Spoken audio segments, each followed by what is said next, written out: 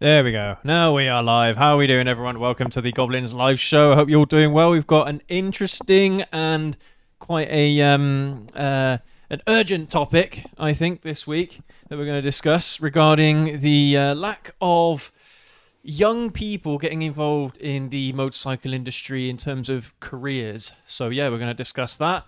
Have we got anything else that you want to talk about today, Wifey? You're going to go through some comments and things as well, aren't we? The usual. Get to know everybody a bit more. I think that's it as far as I'm aware. We'll probably go on off tangent. Oh, yeah, without a doubt, we probably will. We'll find a topic when we're talking. Yeah. All right, anyway, are you ready, Wifey? Yeah. Let's roll the intro.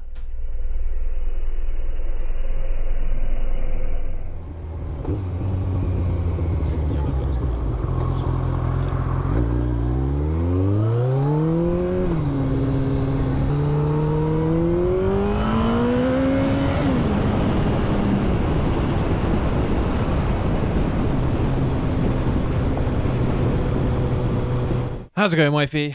Yeah, good. How are we doing? Yeah. Doing all right? Yes. Yeah, you had a good week this week? Busy, Yeah. but Doing lots of work. positive, like really positive at work, actually. Good. It's going really, really well, so Very good. happy days. Yeah. Awesome. Sounds good. Have you been up to anything interesting at all? Like, I don't know. What have we been up to this week? Saw my brother last Oh, week. yeah. Visited your mum and dad, didn't we? Yeah. Last week. Give Finley a little shout. Hi, Finley. Give him a little shout out. He's very into his motorcycles yes. at the moment, the little lad. So, yeah. Which is good. It's always good. That's what we need. That's what we need. We need more young people in motorcycles. So, yeah, anything we can do to get more young people involved, the better. Yes. But anyway, we'll get onto that in a bit. But, yeah.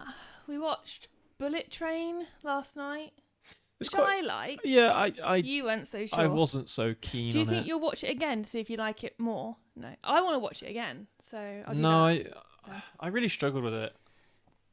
I was falling asleep towards the end as well. Were you too tired to watch it, do you think? No, not really. I just wasn't into it at all. You know that song at the end? I can't Holding remember. Out for a Hero? Oh, yeah, the Japanese version. Got that on yeah. my playlist now because I Oh, really like that song. The Japanese version of that Yeah, song. that was really good. Nah, Good driving song. I struggled with it, to be honest. But apart from that, no. It was, I don't know, it kind of felt like it was trying to be too comedic. It was trying to be funny Yeah. in a lot of the parts of the movie, and it just didn't seem to, I don't know. Sorry, I just I just couldn't take the movie seriously. I don't think you you're know? meant to, though. So I don't know, bit weird. I'm pretty sure as well. Like, where is it that they're traveling to and from in that movie? It doesn't I can't remember. actually. They're It's- from Tokyo to Kyoto. Is aren't it they? Tokyo to I Kyoto? think so. Because I don't think the distance is very far, but they make it seem like It doesn't ages go away. well. The film takes 2 hours, so yeah. I don't think it's meant. Unless it is a 2-hour trip Maybe. on the train. But do they don't even get to Kyoto, do they? Or do they? Yeah, that's the Do they last go bit. past Kyoto? No, I it's the can't last remember. bit. Bah. It was all right. I wouldn't give it many stars. I don't know. Maybe 5 out of 10. Wouldn't watch again, but was all right. 8 out of 10. I'm going to watch again. Shut up.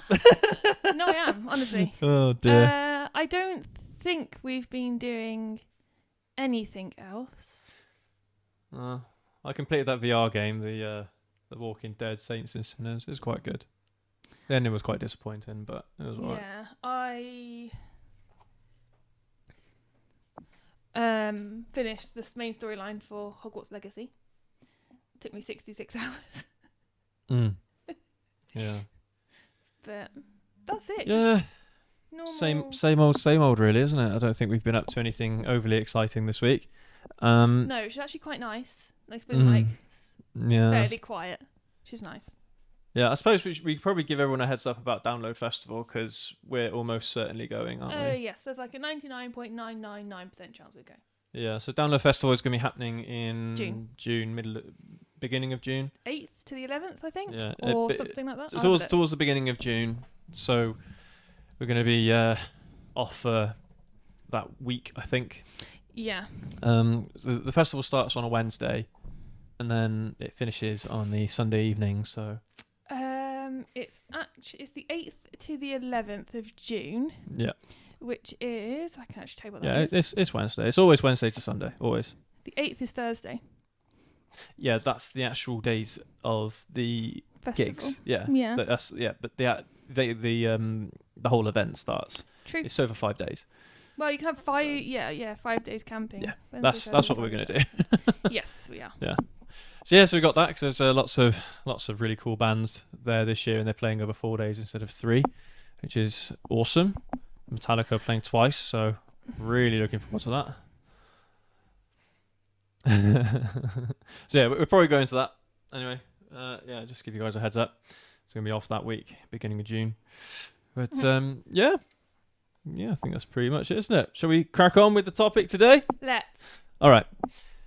So, by the way, hello, Mark. How you doing, mate? Good to see you.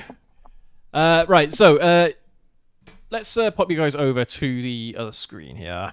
All right. UK biking skills crisis. Industry voices concern over lack of young people working in motorcycling.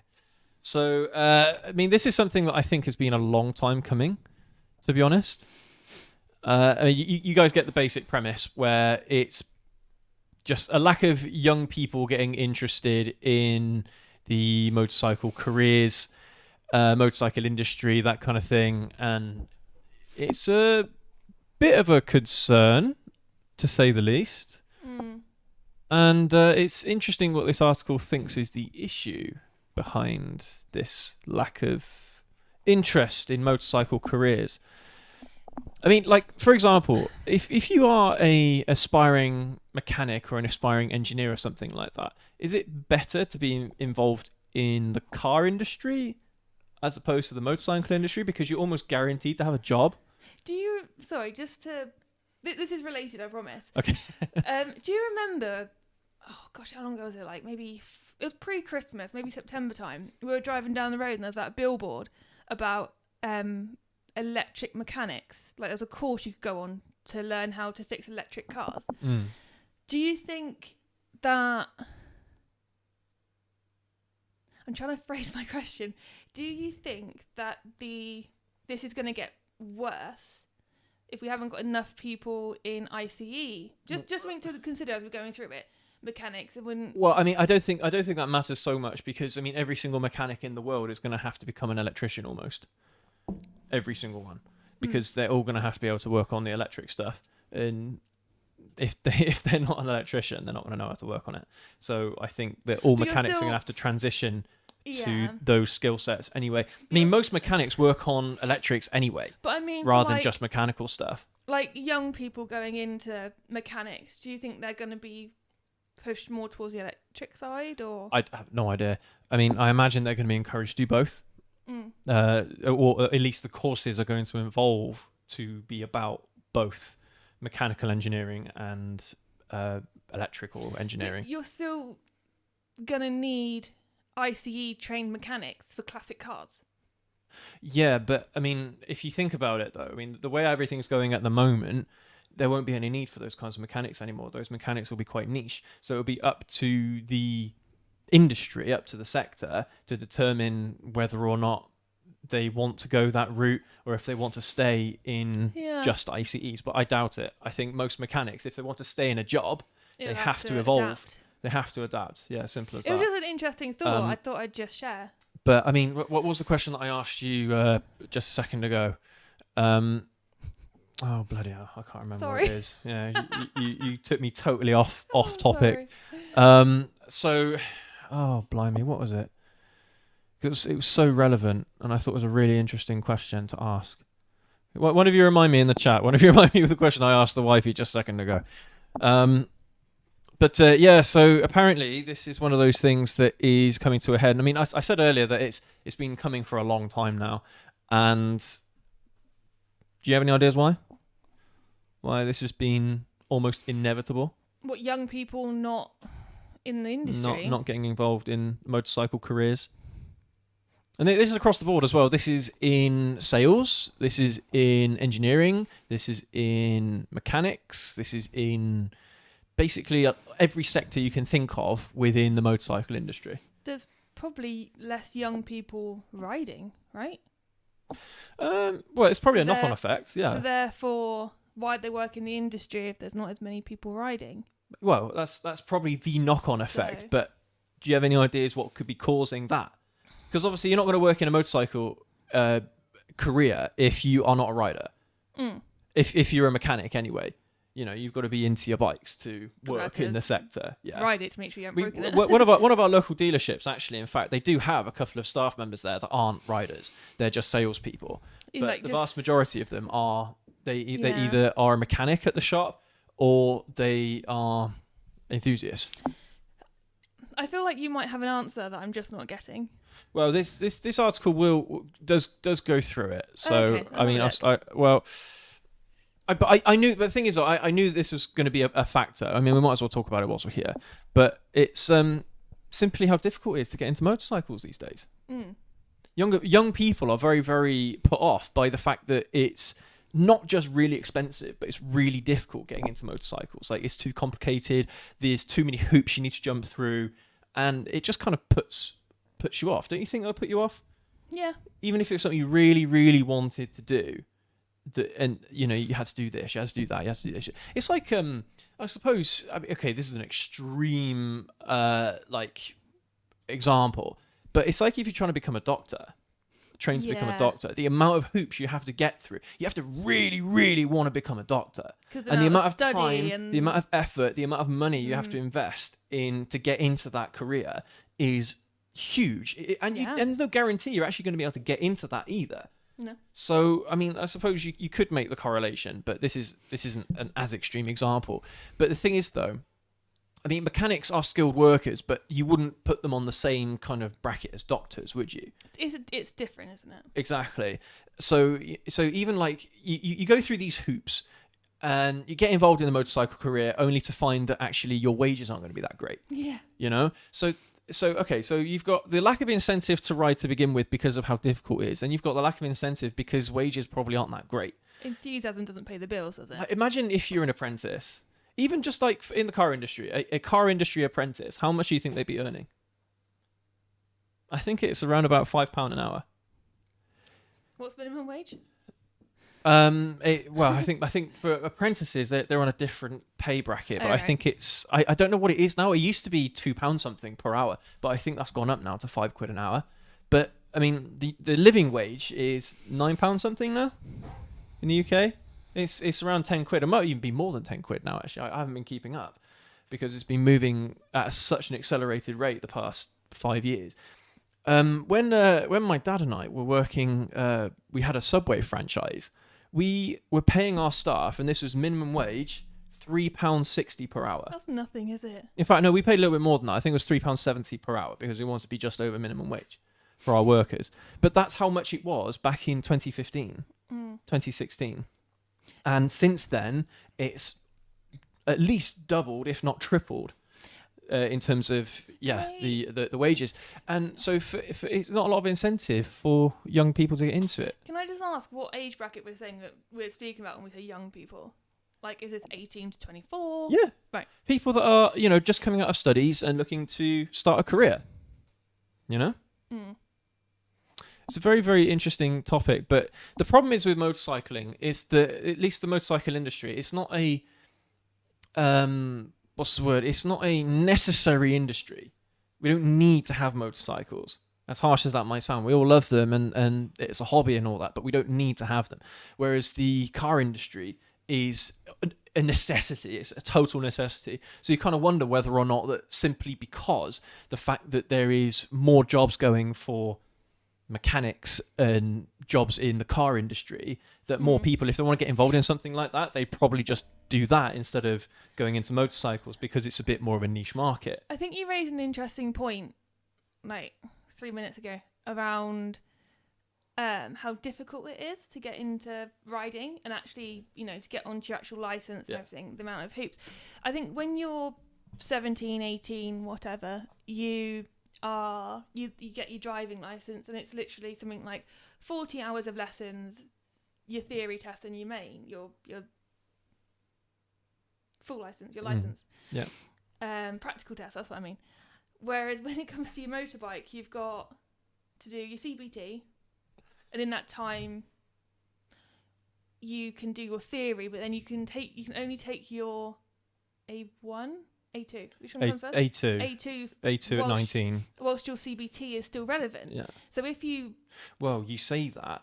I mean, I know we're going a little bit off topic here, but you can get a CBT when you're 16, which means that to get on A2, by the time you're 19, you have to redo your CBT again, at least once. So that's something else that's putting people off potentially, because it's another £300-400, and when you're 19, that's potentially your monthly wage. Well, and you get into the ridiculous situation where you are old enough to be allowed to work on motorcycles that you're not allowed to ride. Yeah. What a stupid situation that is. Who's going to hire you if say I'm 19 and let's say you're 25, 30 or whatever. I'm 19, I'm an apprentice, I'm going to come along, I'm going to be able to work on this bike, then I've got to stop what you're doing for you to go check it and ride it or whatever. It makes a one-man job two-man. It's ridiculous. Whereas you look at, like, Guernsey, as we've spoken about before, do your CBT, you can ride any size bike. Yeah. In America, I think it's just pass your test, you're on a bike. I don't think there's a CBT. It depends on the state. Oh, right. Yeah, we've had American viewers say before about how in some states it's easy, in other states it's a bit more bureaucratic. When you look at the amount of hoops you have to jump through and the frankly confusing structure to get to your A1 full license. The thing is, this is a topic that we talk about a lot regularly. Younger riders and how they can get involved with the hobby and all that.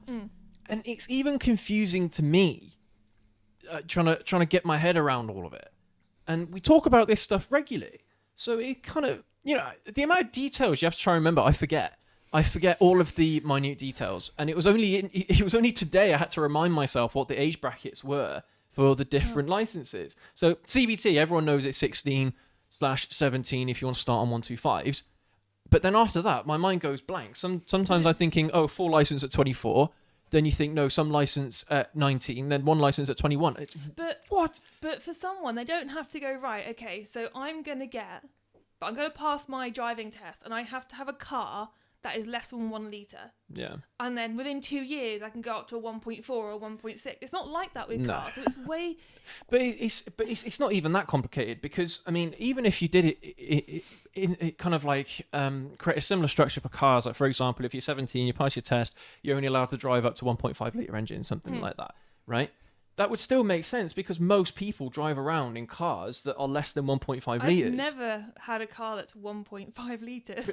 Well, the closest you had was your Peugeot 206, was a 1.4. But so was my Mazda. But But yeah, that's what I'm saying. Even if they did something like that for the car industry, it wouldn't translate. It wouldn't be the I same. mean, here's an interesting question for you. Before we go in a bit more detail into this article I told you we'd find here, tangents. what do you think that a mechanic? It's more important for a mechanic to know how a vehicle drives or rides than how they understand how it's supposed to work. So, for example, if you've never driven a car before and you have to work on a clutch replacement, do you think it's important that the mechanic would know prior to swapping out the clutch, that they would know what a good clutch feels like, what bad clutch feels Rather than like, what the book says. rather than looking at it and thinking, yeah, that needs to be changed? If I understand your question correctly, yes, I think it's more important. Or it doesn't have to be more important, but as important. Yeah. Knowing how the car should feel. Then, because let's say, for instance, I can follow a recipe.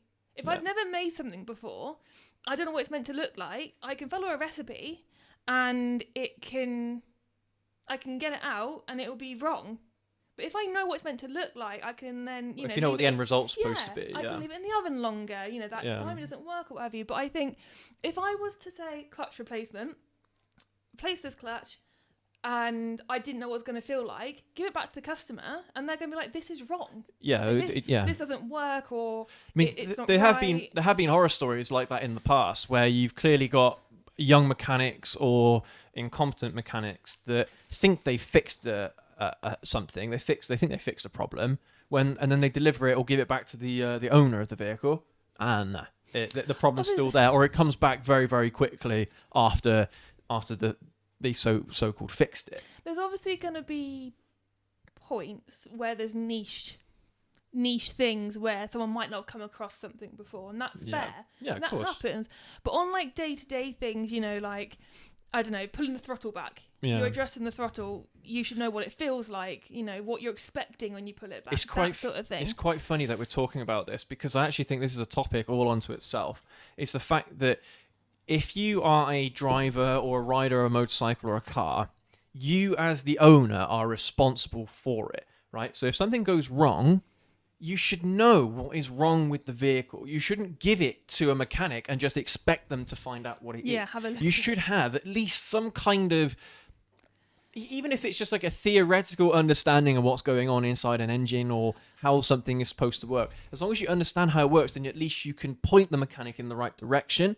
But you see this so often. You get people that are so ignorant, well, in the car industry in particular, because bikers a lot of the time, they're enthusiasts not just about the riding but also about the machines. But in the car industry, it's the exact opposite. People use their cars as just a tool, and if something goes wrong, they're just like, no, mechanic, go and fix it, kind of thing, without actually understanding really what the issue is. So you could be pointing a mechanic in the wrong direction. They'll swap a sensor, they'll do a big job or something like that, only to find out that the problem's still there. Because I mean, a mechanic should diagnose the issue properly to begin with, but if you've kind of given them a wild goose chase, then one, they're going to end up spending more time looking for the problem, and you're probably going to end up paying them more money.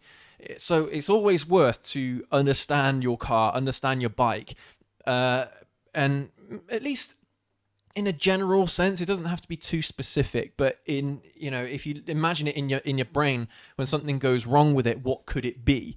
And if you think about those things, and even just doing a quick Google search as well would really help. But I mean, that's just a totally different topic there altogether.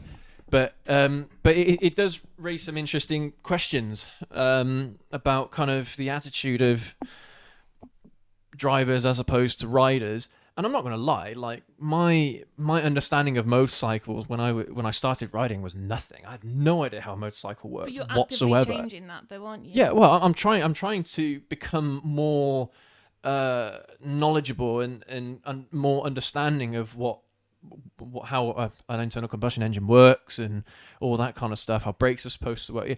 These are all things that I'm trying to do myself. But yeah, I suppose that it's not necessarily true with everybody. But yeah. So anyway, this article here, I mean, we'll bring you guys over again to this other screen, and then we'll have a look at what you guys think in the chat. So the motorcycle industry is in desperate need of more young people to work as technicians or in dealerships if it wants to survive for future generations, warn UK industry bosses. It says the challenges we face in attracting young people to work in the sector are the same we face in attracting more new and young riders. The CEO of Motorcycle Industry Association says, over the past 2 decades, there you go, I said this has been happening for a long time, and I haven't even read this article properly, but it says, over the past 2 decades, we have been great at servicing and aging a rider community. This is in large part mirrored by our workforce. So it's not something that has been it's not just happened overnight. This is something that's taken a long time to come about. So it's progressively getting worse, basically. Yeah, but it's getting worse though at an accelerated rate. So if in 2000, let's say in the year 2000, there were X amount of riders, you might see in the first few years or first 10 years even that fraction of riders would only go down by a little bit. But with each year now, we're getting less and less people getting involved in both riding and in the industry. And I think it's true that, like we were saying earlier, there's a correlation between actually wanting to ride a motorcycle and then going on and working in the industry. And this is at least part of the problem anyway. Is it something you wish you'd done? Become a motorcycle mechanic? Did you have an interest in it? I've always had an interest in engineering. I mean, that's a sorry story in of itself, because I don't know. My parents were, again, naive. They didn't know, but they thought that you had to have qualifications in the sector to be able to do a BTEC and things like that in mechanics or engineering. You don't. As long as you have GCSEs and... Because there's no GCSE in bloody mechanics. There isn't. The start level is BTEC or apprenticeship, something. I would have put 100% into doing that because it's something that I actually was interested in at the time, and I still am to this day. But because of my parents' influence at the time, bearing in mind I was 18 at the time, whatever, I didn't know, they didn't know, but they encouraged me to do bloody archaeology or something. Because I remember because at the time I was looking to join the Marines, and I wanted to join as an officer, and the what's the word? The requirements, the educational requirements were degree or UCAS points and XYZ. I can't remember what it is, but GCSE kind of thing. And I didn't quite have enough UCAS points to do it. And so that was when I decided, well, okay, I'll go to university, I'll do my degree, and then at the same time, I'll get my UCAS points up as well. And I had a choice to do either a BTEC or I could do an A level or an AS level to increase my UCAS points. And that was the time when I really wanted to do, because it was an opportunity for me to learn something new. And archaeology, I'm sorry, but archaeology is, as interesting as it might be to some people, is boring. You haven't used it to this day. No, of course not. But I have much more of an interest in history as opposed to archaeology. But this is just one of those things that, because a lot of people are ignorant of how people get into engineering and things like that, that I simply lost out on the opportunity to do it, which is really sad. But it's not something I would do right now because it's too late. It's too late for me. I'm already in a career that I consider lucrative in both the knowledge, in both the skills that I'm learning, but also in the pay, the motivation to do the work, the importance of the role, things like that are better motivators. But then again, if I was a younger person, I didn't know what I wanted to do. Back then, my idea was to join the military. I had no idea what was involved in joining the military or anything like that, but that's what I wanted to do. And then all of a sudden, when I because I think they moved the goalpost or something like that between the requirements between me leaving school and finishing my degree, which is why I never ended up joining, and I ended up having to do something else with my career. But it was at that point is where I could have at least got an interest, kind of like grassroots kind of thing. Mm. But no, because young people, they don't know what they want to do. But the thing is though. But you pick up a really good point actually. Yeah. Do you want to finish your thought before you forget it? Well, I was just going to say that a lot of the time careers come from interest in something. I mean, my career at the moment was because I had an interest in IT, and that's as a hobby. I'm a computer builder, and I do all this stuff with computers, and it's because it's a hobby of mine, and I end up turning it into a career. And I think that's how you get a lot of people involved in something, even if they don't make it a career themselves in the end. At least it gives them a motivation to strive for something, Sorry, what were you saying? You made a really interesting point about your parents' influence on your studies and potentially your career, I guess. Do you think that's got a connecting factor to this? No. No? No, well, not for me, personally. For Absolutely, there's definitely going to be a parent's bias. If you've got a parent or a relative within your family that is a motorcycle rider or something like that, then yeah, you're probably not going to have as much trouble getting involved in the hobby. But certainly with ignorant parents, they are the exact opposite of that. But like with people going into like mechanics and stuff, do you think there's some parents who are like, that's not a good career and that's what's putting people off or swaying young people? Maybe. Yeah, you could be on something. Maybe. I mean, the thing is, right, the big bucks, when it comes to mechanics, or at least working in these kinds of industries, the big bucks is in R&D, is in design and engineering of the products, because these are people that are, it's like Formula One engineers, Formula One mechanics. They are top class mechanics, world class mechanics. They could get a job probably at any car manufacturer and have a high level position, a senior engineer, senior tech, something ultra senior within any of those companies. And it's I suppose it's one of those things where, again, you have to start off very low in the food chain and hope that you can get the skills and you're good enough to move up to one of those levels where you are in those R&D sectors. And I don't know. To be honest, that's really hard. That's a difficult question. Because I suppose there are certain pathways that will help you get to a certain point in a career where it's worthwhile, where you're earning hundreds of thousands of pounds a year. But those opportunities are few and far between. And that's what I'm saying, is that the motorcycle industry, because of how niche it is, unfortunately, it's not one of those places where you're going to have those opportunities to earn those mega bucks. As sad as that is. But that's the thing, guys. I mean, the reason why we're bringing up this topic today is because, maybe there's a young person watching this show who has an interest in motorcycles and maybe actually thought to themselves, epiphany moment, oh, maybe I can do some mechanics and get involved in motorcycles in the industry. I have an interest in motorcycles and riding motorcycles, but actually maybe I should look at the industry. And that was one point I was going to make earlier as well. Is that this desperation, almost, kind of what it's coming across as, for young people to join the industry, it means that there's probably quite a lot of jobs going at these places. So at manufacturers, at dealerships, if you're a younger person, you're looking at, you have no idea what to do, but you have an interest in motorcycles, then you might get lucky at actually finding a job at your local motorcycle dealership. And if they're desperate, they might pay better. Absolutely. They need Absolutely. There's a demand. There's a demand there. It's a skill. They're skilled workers at the end of the day. Exactly.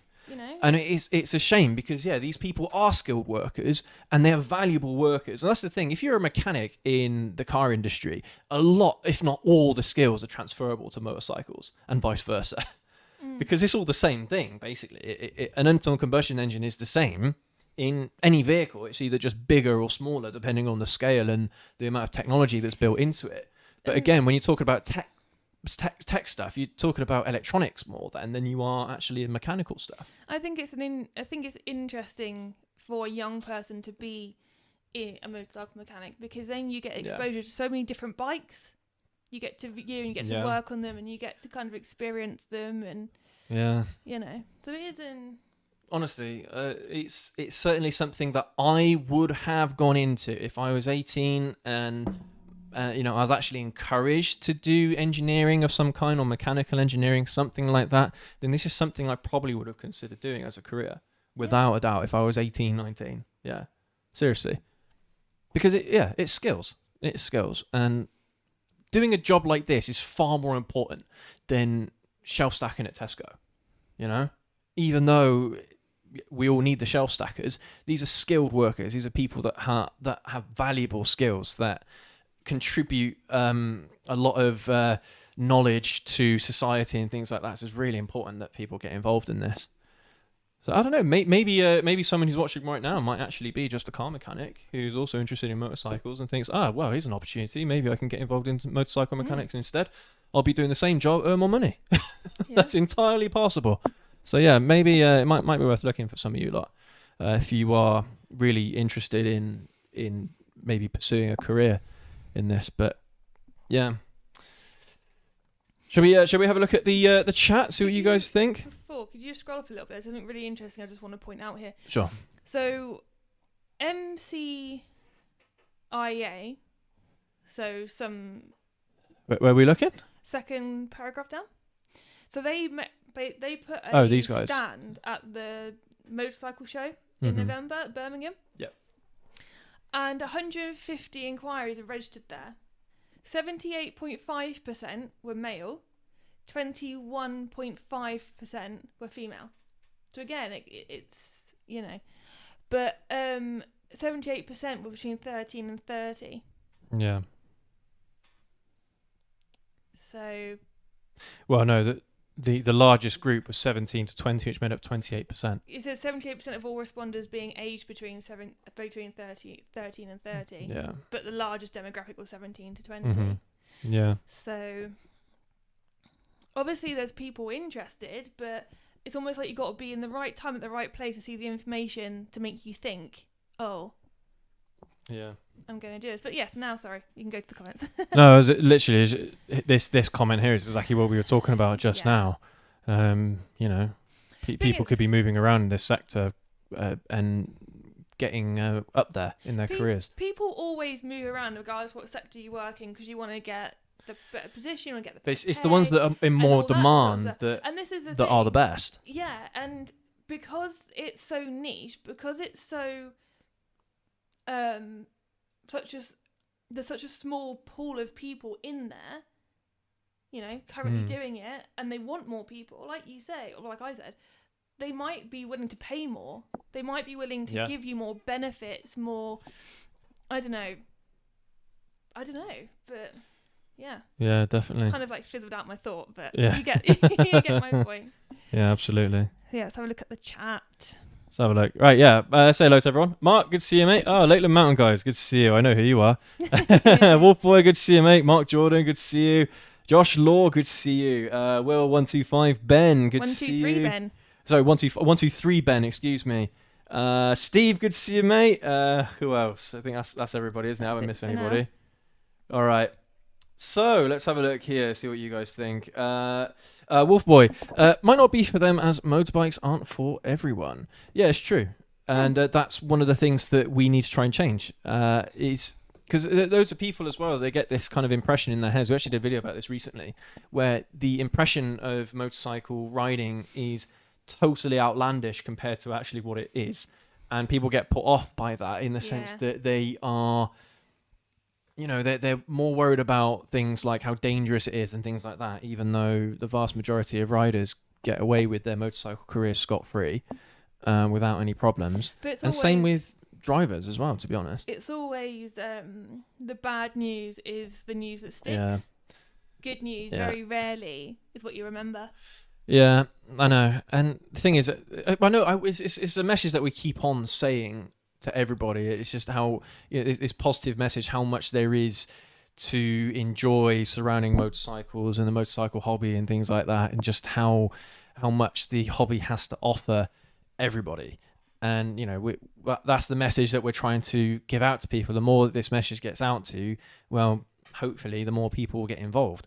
So you know, it's not one of those things where you just say, oh well, you know, 75-80% of people just don't want to do it.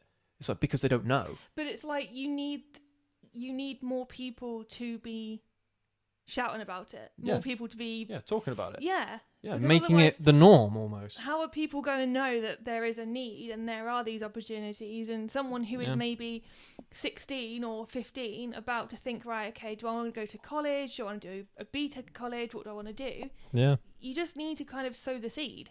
Yep. With you, don't you? Yeah, and I mean, again, we're kind of looking at an entire culture change with regard to the way how motorcycles are seen in the media and things like that. So, I don't know. It is true, there are going to be some people out there that just simply they don't care about motorcycles in any way, shape or form. You're always going to get those kinds of people. But the vast majority of people simply don't know.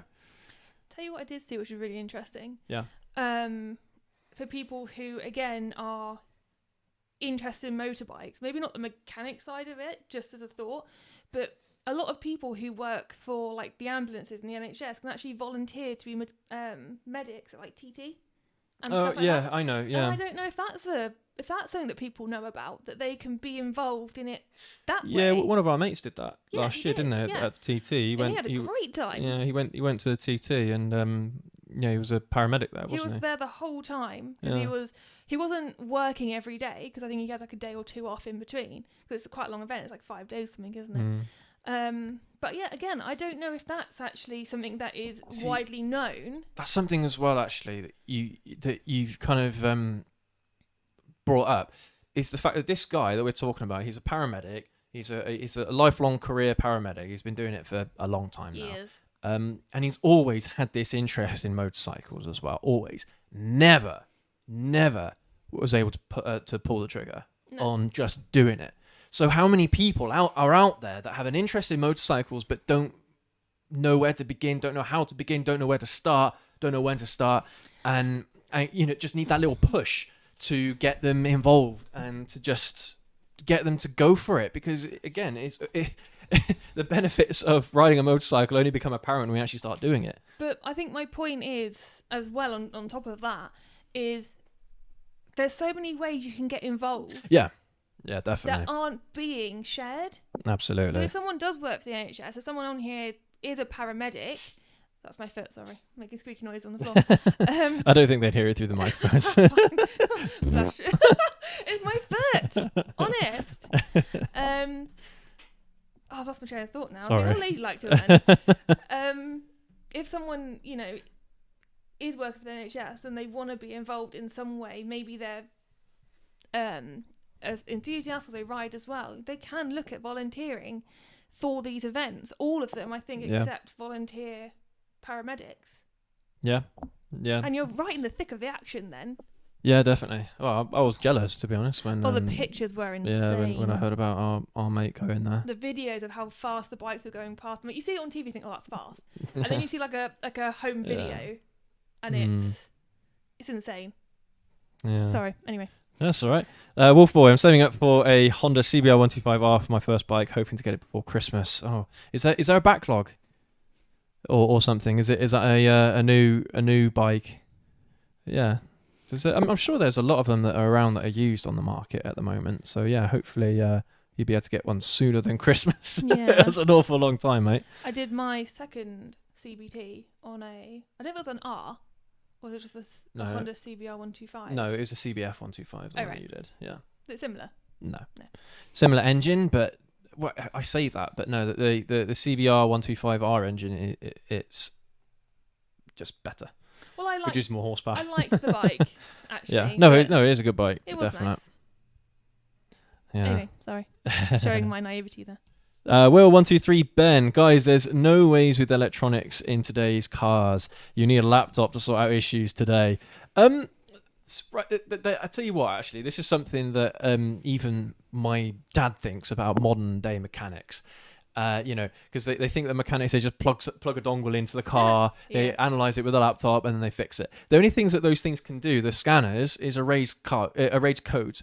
More often than not, if they get rid of a code and it's a reoccurring problem, the code will trip again, and then you'll just get the same light on the dashboard. We have that firsthand with my car, don't we? Yeah, exactly. So no, mechanics, if it's if there's an issue, they still have to get inside the engine bay. They still have to fix something physically. They can't just plug in a laptop and then all of a sudden just fix it. Hacking the code. Yeah, fix it for a laptop. No, they can't do that unless they're fiddling around with the ECU in some way, trying to change the amount of fuel that's being used at any one time or whatever, the performance of the vehicle. Like in my car, they say, we're gonna check the error codes and then we're gonna go and look in the engine. No, but that's what they did though, because the wifey's car has got this like alarm problem. Well, it did have this alarm problem where you fixed it though. It would randomly in the cold, if you unlock the car and you open the door, an alarm would go off, but you can't turn off the alarm. And the lights aren't going off or anything. No, it's just an alarm. The key won't turn off if you turn on the car. The alarm doesn't go off. And so we took it to Honda because we actually bought it from a Honda dealership. Just before you go there, you have to drive around in it to get the engine to warm up. Yeah, once it's warmed up. It's so embarrassing. Yeah, because you're driving around a stolen car. Everyone's looking at you, and I'm just thinking someone's literally going to take my number plate and call the police that I've stolen this car. So anyway, when we took it to Honda, and this was a year ago, wasn't it? The first time we took it to Honda, that's what they did. Yeah. They reset the alarm codes. That's all they did. And then lo and behold, a year later, the winter comes around again, and the same thing happens again. And I mean, it happened just before Christmas, though, didn't it? It was really cold, wasn't it? But you didn't have the opportunity to take it back to the garage again. No, I didn't. And of course, we needed a car. So what we ended up doing, I just opened up the bonnet and I disconnected the battery for, I don't know, however long it was, a few minutes. It wasn't very long. It wasn't long. Plugged it back in again. Then the alarm had stopped, and the alarm has come back since, has it? The funny thing is, or the thing about that particular occasion was, it was when it was minus something. Yeah. There was no way I could have warmed that engine up to get it to stop for ages. But alarm systems wouldn't do that anyways. There's a problem with the alarm system, and they said that if it happens again, then we'll have to get a Honda tech involved to actually come and do something. And I'm like, it's a sensor. It's something inside the car that it's causing the problem.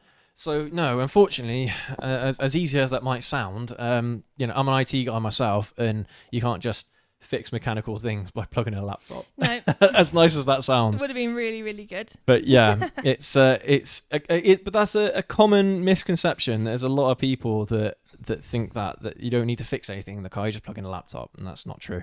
Everything is mechanical in a car or a motorcycle at the end of the day. Sorry, wifey, did you want to say something? No, it's nothing related to motorbikes. Well, yeah, but you want to say it though? I was just gonna, and I keep going on about it. Android Auto has been updated in my car, and it's amazing. It's so cool. You can split screen now, so I can have maps one side, my music the other. Sorry, I'm just so excited by it. I need to show you it still. Don't I? 125 guy, how you doing, mate? I don't think I saw you earlier. I'm no mechanic, but I know how to do the basics of motorcycle maintenance, and when I need to do work to my bike, I do it in my local garage under the guidance of a mechanic. See, there you that's go. quite cool if you have the ability to do that with a mechanic. It means that's someone that you know, or is that just a rapport that you've built up? Yeah, well, Like, how does that I mean, work? I think with most motorcyclists, I think you get a mechanic that you trust. And you get all your work done there until they give you a reason not to trust them. The mechanic I used to use, I'm not using them anymore. They kept on fiddling around with my MOTs. They kept on saying things like, "Oh, the exhaust is too noisy." It's like, no, it's stock. It's a stock exhaust. Shut up. Stop putting that on my CVT. My CVT on my MOT. So anyway, so I'm not going there anymore. But I think that's the thing. Like, I have found another mechanic though since then. They're wicked guys. you take it and they say one thing, and then you take it elsewhere, and they're like, no, this isn't an issue. And I don't know why the standard of passing it is so different. I know. And normally as well, when you look at companies like Pro Tire or Quick Fit or I don't know, whoever else, Halfords, yeah, they always seem to be really harsh on MOTs as well. Like really picky. Really picky on MOTs compared to local mechanics. I don't know where the discrepancies are, but local mechanics, I think in a lot of cases, they actually understand the needs of the driver. They're like, well, if you can just continue running this car for a bit longer, that and it's okay, then you don't need to put it on an MOT, do you? Yeah. It's just stupid things like that. But anyway, yeah, sorry. But it wasn't the one that you stopped going to a local. Yeah. It was. But like, to be fair, they're decent mechanics. I just didn't like how picky they were on the CVT. MOT. Oh, I keep saying CVT. Man, I've got CVTs on my brain. Yes, MOT. How picky they were on my MOT. Yes. Yeah. But there you go. I mean, it is what it is. There are good mechanics out there. There are bad mechanics out there. But at least if you have that kind of general understanding of how your motorcycle's supposed to work, and you can figure out where an issue is coming from, then at least it will make the mechanic's jobs a bit easier. And they know then that you know what the issue is with the vehicle. What you're talking about to an extent. But you know what they need to do to fix it. And if they try pushing something else that doesn't need fixing, then you'll have a better idea about whether or not it's something that you should get fixed or not. So, or if it needs to get fixed or whatever. Wolf Boy, I find it easy searching for jobs, but getting one is harder. I found out by applying for jobs. I'm up now. Up to now, had 2 interviews. Didn't get the job first time. I'm still waiting for a reply. Yeah, I mean, it's difficult, especially for a lot of younger people these days. Even a mate of mine, a job came up in my workplace, and I suggested it to a mate of mine, who he hasn't got that much experience in the sector. He hasn't got much experience in the level that he's meant to be doing, but he definitely has the capacity to learn, because we've had these technical conversations with this guy before, and he understands and he takes it all on board and things. So I thought maybe it was a good opportunity for him to go for it. And yeah, he sent in his application. It got rejected almost immediately, unfortunately. But I have just one of those things. And this has worked for me. I'm not going to say it's worked for everyone. It's not foolproof. But what I find is I have my CV on. I have a LinkedIn profile. It depends. Again, I don't know. It might not work for every sector, but it's always been foolproof for me. I have it on places like Reed, Indeed, LinkedIn as well, because when you've got that up there, especially LinkedIn, and actually all of them, I guess, recruiters go looking. And the recruiter will vet your CV for you. Yeah. And at that point, they'll then say, okay, this person's got this skill, this skill, this skill. I know this company. Just because you haven't got this doesn't matter. You can learn that. They then do the vetting. You just have to do the interview. I found it. The problem with LinkedIn, though, is that LinkedIn it works quite well when you have got experience that you can write down on your profile. If you're a young person that's hardly got any experience in anything. But when you've got places like Reed and Indeed, you can do the same and upload your CV and put ready for work or what have you. That's how I've found quite a lot of my jobs. With these things, Wolf Boy, what I would suggest is try and get involved in whatever job that you are trying to apply for. So try and get involved in some way. I mean, like for example, if you are interested in working in motorcycles in the motorcycle industry as a mechanic or what have you, then get to work on your own bikes. Maybe help out some mates of yours. If you have some mates that are local to you and they need some help working on their bikes and things, then maybe help them work on their bikes, and you can write that down on your CV, and you can say, right, I've done this and this on local motorcycles for fellow riders, things like that, whatever. And these are all, a lot of the time, hobbies are the things that can sometimes mean the difference between you getting a job and not, especially if you have real life experience in doing that particular activity, rather than, I got a BTEC in this, or I got a A-level in that. Sometimes the experience actually counts more than the qualification, so to speak. Volunteering goes a long way as well, but I don't know how absolutely volunteering can be applied to the motorcycle industry. Well, again, I don't know what industry you're looking to apply to. It's like what 125 guy was saying as well. How he goes to his local mechanic, and whenever he's working on the bike, he has his mechanic with him to make sure he's doing all right. And that's a reference point. But what I'm saying is that you could easily go up to a mechanic shop, a local mechanic shop, and say, look, can I volunteer here for a bit? Learn some skills. I'll do some work, I'll sweep the floors. So totally for free. I just need to get involved and learn some skills, and that can mean the difference. Just getting involved in whatever way you can, just trying to get involved. Yeah. You might not get paid for it, but even if it's just on weekends, for example, if you're going to school 5 days a week and weekends are only times that you get to do things in your own time, then things like that can be a real boost. So it's just a suggestion, but in most industries you have the opportunity to learn something on the side that will help you with whatever that might be. I suppose when it comes to seriously technical stuff, then you have to go through the proper channels, like nursing, doctors, veterinarians, the things that we said earlier. These are things you have to go through the proper channels to get involved with. But even then, there is apprenticeships, there is voluntary work that you can do for a lot of these places, so, for local care homes and things, for example, like St. John's Ambulance. Yeah, that's right, isn't it? St. John's. St. John's Ambulance. That's a volunteer thing when you're young. Yeah, it's a charity. It's a charity. St. John's Ambulance is a charity. Yeah, so it gets you in the but door. Yeah, you can definitely volunteer and do stuff with them. And yeah, they honestly, a lot of industries like experience. So take me for example. The only qualification I ever got in IT was my GCSE, and it was just a C. In ICT GCSE, it was just a C. I haven't done any other training, any other form of anything else. No official education.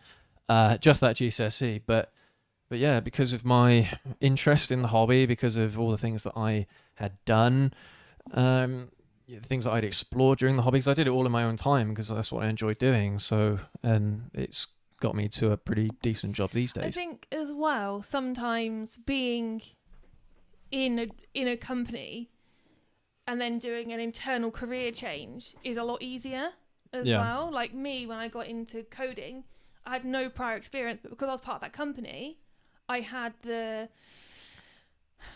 reputation, or I had the, I don't know what the word is, I know what the word I'm thinking of, but they trusted me enough to go over to that. Yeah. And that's how I got into it. But it's not always that easy, is it? Yeah. So it is hard. Yeah. I feel for people trying to get a job nowadays. So many people out there trying to do it. It's not an easy thing to do by any stretch of the imagination. All you can do is just try and try and try, and eventually you might get a company that will pick you up. But yeah. It's that age-old thing where jobs want you to have experience to do it, but you need... How do you get that experience to begin with? Yeah, exactly, you need experience to get a job, but you need a job to get experience. Yep. It's a horrible cycle to be in. That's what I was saying about any way that you can get a little bit of experience might make all the difference. But yeah.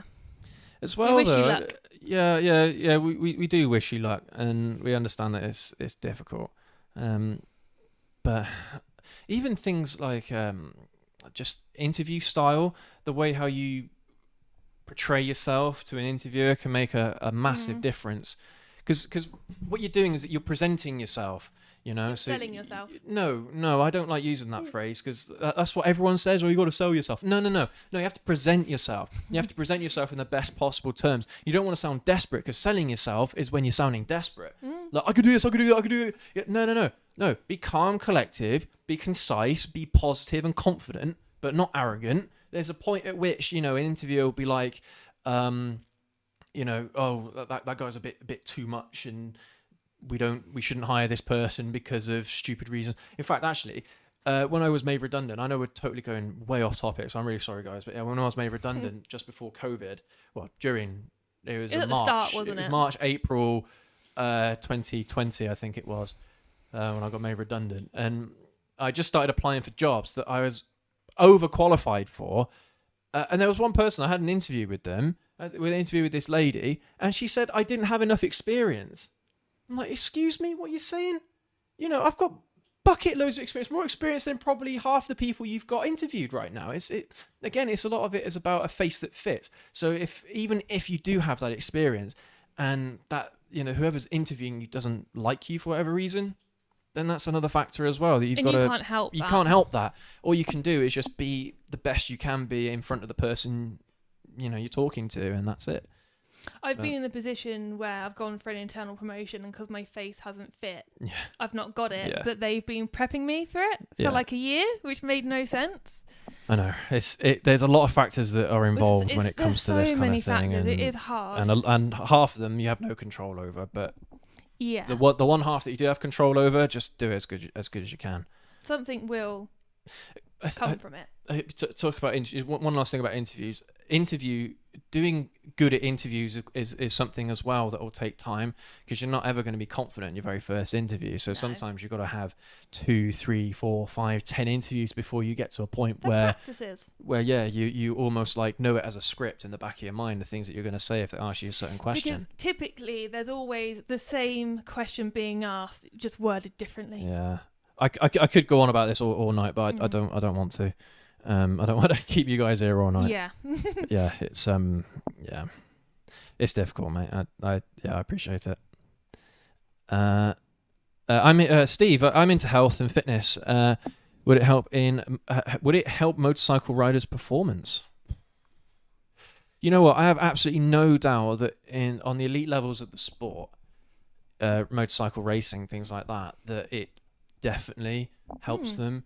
It's really weird, actually, because even professional cricketers, they do strength and conditioning training with their coaches, and one of their head coaches of the England team, for example, is a strength and conditioning coach. And you're thinking, they're playing cricket, for God's sake. What strength do you need in cricket? And to be fair, like, what strength do you need in riding a motorcycle? But it helps because it's known as holistic development. So I'm sure you probably know about that already, being in the health and fitness industry. So it's one of those things that, yes, it would almost certainly help motorcycle riders with their postures and things like that, how they move themselves on the bike, and even things like just if you're riding for a long period of time on roads that aren't necessarily perfect, then having that extra little edge might actually help. So I have no doubt whatsoever that things like that, especially at the top end of motorcycle riding and racing, I bet they all do it. I bet all the top end motorcycle racers do a lot of health and fitness, especially in prep for races and things. Wolfboy, to be honest, at the rate where vehicles are going by 2040, 2050, it won't be car mechanics, and we'll end up all electric cars. Yeah, that's exactly what we were saying earlier, isn't it? Like, what motivation is there for younger people to get involved in mechanics these days when everything's going to be electric? And that's what we were saying about how a lot of younger people, instead of going into a purely mechanical or mechanics focused education, instead they'd have to go into electrician / mechanical engineering instead. But honestly, that's something that I think is a really, really interesting thing to bring up at some point in Parliament, because we're going to need mechanics that can work on electric cars. And are they going to be more kind of, certifications and things like that mechanics are going to need to be able to work on electric cars, electric bikes, things like that? Yeah. Because and how's that going to how should that be adjusted in our education system? Should the courses for mechanical engineering now also include courses and education for electrical engineering and things like that? I think so, but maybe that's not something that they're doing yet. Because I think with the stupid goals, the stupid targets that they've got 2030, blah blah blah. Buying new cars by 20. That's stupid. You're telling me that in 7 years we're going to have mechanics everywhere that are going to be able to work on electric cars? Are you going to tell me that we're going to have charging points every single place that they're needed? Are you telling me that the price of these vehicles are going to go down enough that people are going to want to buy them? No. 2 points. There's a lot of that, but yeah. 2 points. Mechanic shops like Pro Tyre and Halford are going to have to adapt to be able to have engineers to accept electric cars. I don't think they would. Do you think they'll just say ICE? Well, no, remember, they don't have mechanics that work there at Halfords. They're not really mechanics. They don't work on gearboxes. They don't work on internal engine components. They just do the brakes. They do the oil and servicing. They do the basic stuff. Anything that they need to do to get an MOT pass, that's it. They're not really mechanics that work there. Yeah. So they would probably continue working in that sort of area, changing light bulbs and brakes and things, but they would never, ever get involved in any of the internal stuff. Did you notice the other day when we went to Burger King? Okay. This is relevant. There were charging points. Yes. Who spends that much time in Burger King that your car's going to be charged by the time you're done? Oh, I don't know, unless because you know what it's like down at McDonald's and everything. There's so many people that get their McDonald's and they sit in the car and eat it. That's a whole different conversation. I don't understand that entirely. But you know what? But if it's half-hour charging in a car, I know, but whilst you're eating, I don't know.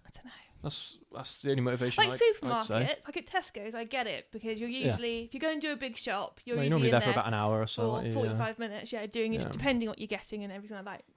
You're there for a while. Yeah. So I get that, but in places like Burger King, where literally the aim of the they game don't have is, any McDonald's, do they? Across the road, is eat as quickly as you can. No, not yet. or at Taco Bell, across the road as well. They don't have any there, do they? Don't think so. But no, you just park at Burger King and walk over. Yeah, charge your car at Burger King and walk over to McDonald's. Oh, that's hilarious. Yeah. Walk back, get your milkshake from Burger King, off you go. Right, sorry, yeah, we've got off another tangent. Sorry. It was just interesting to me. Dave Lewis, congratulations on being the best ambassador of motorcycling. Watching your review of the ZX14 last February led me directly to a decision on buying a ZX14 after 25 years of not riding and as an expat Brit in the USA. That's awesome. First of all, yeah, I'd love to move to America. I know that's a cliche thing to say, but yeah, I'd love to move to America. Just just a nicer place to live around motorcycles anyway. It's a far more free culture around motorcycles and all that stuff. We try our best, and anything that we can do to be a bit more positive around or bring as much positivity as possible surrounding motorcycles and the hobby, we're going to do it. And that's what we're here for, to spread that positive message rather than all the negative stuff that you hear everywhere nowadays. But yeah, thank you for that. Wolf boy, I won't be going to Halfords for my MOT. No, don't. They don't even take the cars there anymore. No, it's not worth it. No, it isn't. They're not great. And like I said, they're not mechanics either. So there's no guarantee they're actually going to do a job properly. Steve's got a very good point coming up after. Just to prove a point about Halfords. Do you want to read it? Yeah, Halfords are mostly young college staff. I asked for a new battery for my diesel car. He ended up choosing a petrol battery. Not that I knew the difference, but that person probably should have. Or at least found someone who could have helped. I mean, to be fair, between a battery is a battery, right? So I think a lot of the time branding may have something to do with it. Like a battery designed for petrol cars will probably work in a diesel car and vice versa. But the difference might be in things like the cold cranking amps and things like that a battery needs for a diesel as opposed to a petrol. There's all sorts of things that might be different. But yeah, like you say, to the untrained eye, there might be exactly the same. But you'd have thought a battery's a battery, right? Yeah, it is true. Mm. Dave Lewis, your maintenance sessions are inspiring. What's that word? Sorry, wifey, can you see that? Engendering. Yeah, sorry, I'm not that literate. Own a connection to their machine through hobby and understanding. Just never give up, Wolf Boy. You'll get a job soon. So doing something you enjoy, always try to be positive. Yeah, thank you, mate. Yeah, that's a nice thing. That's two different comments. Oh, sorry. Sorry. I was seeing Dave Lewis. Yeah, CC, excuse me. Yeah, CC said never give up, Wolf Boy. Yeah, sorry about that. Yeah, definitely. It's been a very long week, guys, in case you're not aware. It's always a long week. Yeah. Sorry. We are We are professional. Right, next. We Dave Lewis again. try. Motorcycle maintenance skills are satisfying as they are life-critical skills. As a profession Yeah. or hobby, few skills as such. Yeah. That's true. That's so true. Learning something new is always beneficial, even if it's not something that you necessarily are going to use all that much. I don't think I have any life-critical Did I? skills. I can't remember if I said on the live show either last week or the week before about my car where I did an oil and filter change on the car, and the oil drain bolt had the wrong size washer. I don't think you on it. mentioned it. That was fun, wasn't it? Yeah, it had the wrong size washer on it, and so I had to pry it off with some pliers. Luckily, I was able to get it off. It came off so mangled, though. Oh, I know. Yeah, because they used totally the wrong size. Basically, the washer didn't fit over the bolt, and so when they torqued it down, it just squeezed the pressure in, squeezed the washer, kind of molded it to where it needed to be, and oh god. So anyway, we honestly thought it was one piece material until you noticed that they were different colours. So the thing is, though, nowadays when I'm looking at this stuff myself, I don't know if I trust mechanics some certain mechanics anyway, especially at places like Halfords and that, to actually do the job properly. So again, I think just having that little bit of knowledge to not necessarily do the work yourself, but to know when the job's done right And what it's meant to look like. and what it's meant to look like, it can mean the difference between you having a reliable car, a reliable motorcycle, and not. Oh god, this is something my dad said the other day actually. My mum used to have a Renault Clio, and this was back in 2008 2009, something like that. She took it in for a service at a local garage. I don't know where it was probably Quick Fit or something like that. And so they did the service. They said, yeah, it's all ready to go, you can take the car home, right? So mum took the car home, and the next morning there was oil everywhere, all on the driveway. And it's because they didn't put the drain bolt back in. So as soon as they put the oil into the engine, it all just fell out the bottom. And I'm just like, seriously? Like, that could have damaged the car permanently. But she would have driven home without that drain bolt in. Yeah, she would have driven home with all the oil squirting out the engine, out the oil sump. It wouldn't have had any oil. So I was when my dad told me that, I was surprised at actually how the car managed to survive. And it makes it precarious for motorbikes behind her as well. Not her fault, obviously, but honestly, makes so the roads a bit more dangerous, doesn't it? See, that's there's some horror stories like that I'm sure everyone has had at mechanics or what have you, where they've just done something totally wrong. And so yeah. That's what I mean. Yeah, just knowing a little bit about how your car or your bike's supposed to work can make the difference in a lot of these instances. So, because you'll notice when you drive away, you'll notice if a ton of oil is coming out the car. Yeah. You know, or your bike for that matter. You'd notice. But surely straight they away. would have filled it up inside the garage and moved it outside. Mm-hmm. So they must have realised there was these little dots of oil. Well, no, it wouldn't have been little dots of oil. But It would have been gushing. You know what I mean? They would have seen it, surely. Incompetent mechanics. What can you say? Maybe They literally didn't. But we can laugh at it now because the car actually was all right. But man, yeah, that kind of stuff just makes you so angry. Makes your toes curl, doesn't it? Because they always say, don't they, that buying a car is the second biggest investment of your life. And if a mechanic screws up that badly, and can end up in catastrophic failure, because that's what would happen. Even Toyotas, Mercedes, BMWs, doesn't matter what car it is, you drain it of oil and you try running it for even 5 minutes and it's dead. It's done. It's totally dead. So yeah, she was very lucky. Yeah, that is fortunate. Let's have a look here. 125 guy. Riding a motorcycle, you need good core strength, leg strength, and neck strength. Yeah, definitely. Without a doubt. And I'd even say shoulders as well and arms, depending on the kind of bikes that you're looking to ride. If you're riding a sport bike, for example, having good strength in your wrists and in your shoulders, because you're leaning a lot of your body weight forward. I think that's certainly areas that you probably want to develop if you want to ride the bike for long periods of time without fatigue, you know? So yeah, definitely. Let's have a look here. It's really annoying. Every single time whenever I scroll up on the chat box here, it goes back to the bottom. Sorry about this. Baseman Moto. Good to see you, mate. How you doing? Hey, man, at work, but just want to say hi. I watch your vids all the time. You're great. Thank you, mate. New rider. New ZX6R. ZX6R rider. Very nice. Sweet. Nice one. Thank you, mate. Oh, Steve. Oh, yeah. I've even found that yoga really helps with ride mobility and flexibility. Yeah. I've always been curious about yoga. It's not something that I would ever do personally because I train in martial arts. We do a lot of stretching anyway. But yeah, if you want to be able to get better mobility and things, yoga I've heard can be quite good. Is it good for your back? Supposedly, yeah, better than Pilates. Mm. Pilates, I've heard mixed things about Pilates, but yeah, that's another common one. 125 guy. Just because the bit that makes the car/bike go is turning electric, we still need mechanics to do everything else.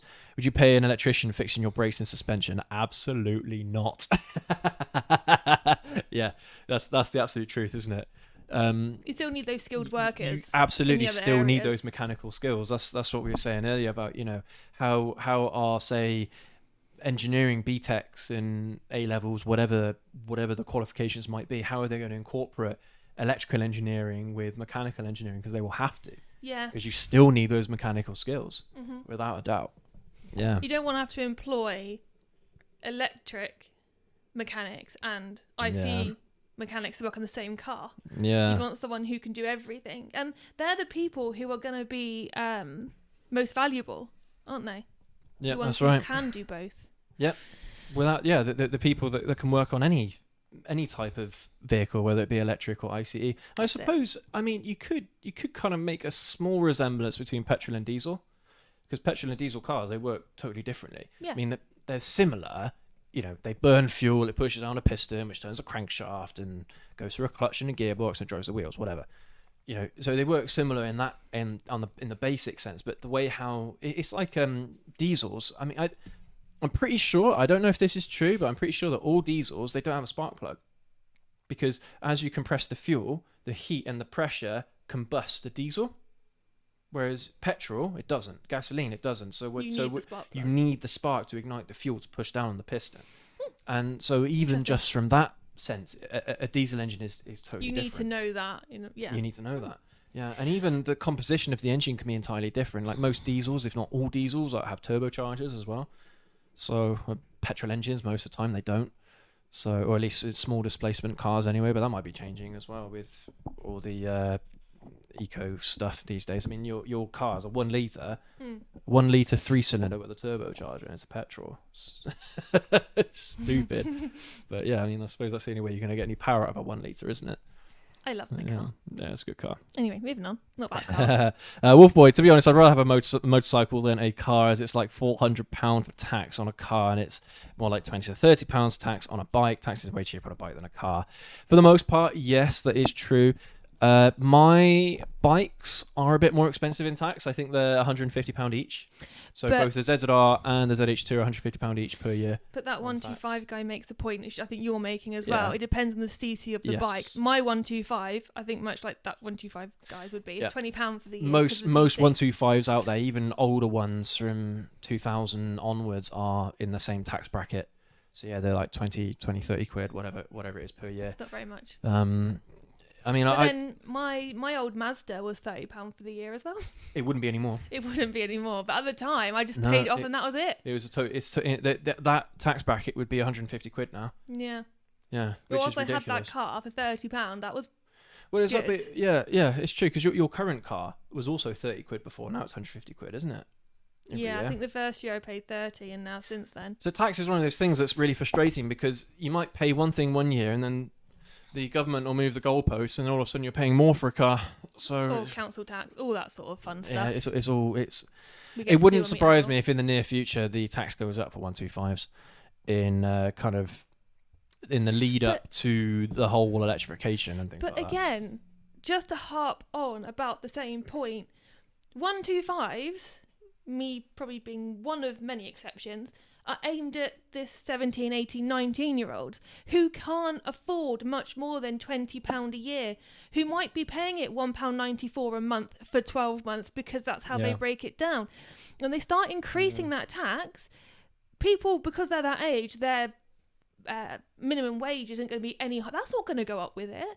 Therefore, it's going to push more people out of riding bikes. Sorry, I'm off the soapbox, but that is... It is true though, isn't it? The way how Yeah, everything is status quo for a couple of years, and your job hasn't changed, the earnings that you make don't change, and then all of a sudden everything else, all your expenditure Or and all your yeah, costs go up. outgoings, yeah, Yeah. increase. And outside of your control, But because you're doing all the same things. You have the same car, you buy the same fuel, you buy the same food every month, and all of a sudden everything just well, that's the problem that we've got right now, isn't it? And that's the thing. Like I say, 125s are obviously for most people a starter bike when they're 18, 19 years old, whatever. They're not going to be in a position where they have the amount to just drop £400 on tax, be it in a 1 month, a monthly thing or a one-off. Yeah.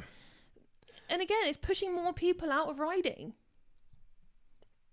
Yep, it's true. By the time my niece and nephews grow up, it'll probably be impossible to tax a motorbike. Well, yeah, right. It won't be impossible. They'll be totally possible. Oh, you mean impossible? It'll be too expensive. Oh, Yeah. right. Yeah, I see what you mean. Completely impossible. Yeah. Because it's going to be probably the same, if not more, than paying for a motorbike monthly. Yeah. And where's the incentive then? Yeah. It all adds up to the same result, doesn't it? It's de-incentivizing people. Is that the right word? Disincentive. We'll go with You that. know what that word? You know what I'm trying to say. Putting people off. Putting people off getting into motorcycles, isn't it? You know. I mean, come on. Something's got to give, right? No. And that's what In really the end, annoys it's only me. going to be the older generations, for God's sake, that are getting involved. Yeah. You know? It's going to be people when they're in their late 20s, 30s who can afford it. And at that point, people are just going to be like, I'm too old now. Makes me angry. It really does. Sorry. Anyway, moving on. Because with everything, with every industry you could ever think of, you need that young blood. You need that young generation of people to come in and to revolutionize, to keep it going, whatever it might be. The hobby, the interest, the industry, it doesn't matter what it is, you always need the young generation to come through. Always. Oh, Snake Man. Okay, good question. Please, Goblin, what martial art do you do? So the traditional martial art that we practice is Wadaroo, which is known as a style of karate, but it's more of it's a jiu-jitsu than a karate style. But yeah, so that's the traditional art that we do. But we also do kickboxing and we do grappling as well at my martial arts gym. So it's quite a varied. You do a lot, don't you? Varied gym in the sense of what we do. We do self-defense, tactical awareness, things like that as well. Of course, to be as modern as possible, MMA as well. Yeah, we do that, of course. But yeah, the traditional art style that I practice is Wadaroo. Yeah. Let's have a look. John, good to see you, mate. How you doing? Yes, I used a mechanic once, but he butchered my hub assembly replacing the shark. Had to replace it at £300. Wasn't happy. Tried to make me feel like it was my fault. It's so true, man. These horror stories, they come out all the time of just really bad mechanics doing such bad work. But they'll turn around and say, well, if you hadn't driven it like this, or you hadn't hit that pothole, and it's like, well, no, if you hadn't buggered it up, To be it fair, would be fine. Okay, to be fair, in some cases, yes, it's the driver or the rider's fault But not because something always. breaks. Like, I was looking at this forum the other day about clutch replacements, and there was a guy. He didn't mention. I can't remember what car it was, but he was driving around this car, and he admitted himself he's quite hard on the clutch. And at 60,000 miles, he had to get the clutch replaced in the car, and then again at 100,000 miles. Now the car's got like 130, 120, something like that, and it needs a new clutch again. And he's like, "Is my mechanic doing something wrong, or am I doing something wrong?" It's like everyone in the forum is like, "It's probably you, mate. If you are hard on the clutch yourself, you probably should change your driving habits, things like that." So in some instances, it can be the user's fault. In some instances, but something changing like a shock is something that most places should be able to do with ease. And there you go. Just goes to show, isn't it? Even the simple jobs they can get wrong. Well, it's like I keep going back to it again. The oil drain bolt thing, for God's sake. Again, just get it. It's something simple. So simple. I just get it wrong. Oh, yeah. 125 guy. 18 years ago, the tax on 125 was £12. Now it's £20. Yeah. That's going up even more now. Yeah. It wouldn't surprise me if, like, by the end of 2030, it's 150 quid or more tax on 125. And then people are going to have to choose between bikes and cars. Would not because they won't be surprise able to me. afford both. Yeah. And that's the way it's going. Without a doubt. Snake Man, great martial art, Wateroo. Thank you, mate. Yeah. Yeah. It's a sad topic, this one, in some senses, because we know what the problems are and we know how to fix them, but we don't have any control over the reasons why people don't get involved. The only things we can do is try and encourage people as much as we can, and to keep on saying, how the benefits outweigh the concerns of getting involved in motorcycles and things like that. Because there are, we've spoken about this before, about how many benefits there are to riding motorcycles, not just as a hobby, but as a way of life, a way of getting around, And again, it's another skill set. There's all sorts of things that I think motorcycles have to offer to everybody. And I mean, there's even other articles that I saw on MCN as well. It might have been Visor Down actually as well. They're saying about, we're worried about congestion in big cities and things like that. Well, guess what? We have an obvious answer here. Motorcycles. Motorcycles, if we just push them a little bit further, make them easier to get involved with, motorcycles provide an answer to this congestion problem, this clean air problem that we've got at the moment in a lot of big cities here in the UK. So again, it's the answer is right under our very noses, but I don't know. It just seems that we are always targeted, and we're always, I don't know, put at the back of the queue. There's a lot of things, especially over the last few years. I think to myself, wow, we've really been screwed over by this, And this is just another one of those things. So, but there you go. Anyway, everyone, we need to have some dinner. So I'm starting to get hungry. I don't know about you, wifey. But yeah, I'm starting to get hungry now. Not really. So what's our plan for dinner tonight? I don't know. What are you making it? Oh, no, what are we having though? I don't know. Okay, we'll have to think about that as well. I don't think these guys need to know what we're thinking about for dinner though. No, probably not. But yeah, it's time for our dinner time. So thank you so much, everyone, for joining us on today's live show. Hope you've, I hope that this kind of gets out to a few people out there that are kind of umming about getting involved in the hobby and what have you, and what opportunities there could be around the motorcycle industry for young mechanics and things like that, because it could be a good opportunity for some people out there. But yeah, we just need to get more people involved. It's always the same thing, isn't it? It's always the same issue. You just want to get more and more people involved, and it's down to us enthusiasts, to help that along, So yeah, we're always going to continue pushing this message, guys, no matter what the situation is. So, and yeah, I think it's a good cause.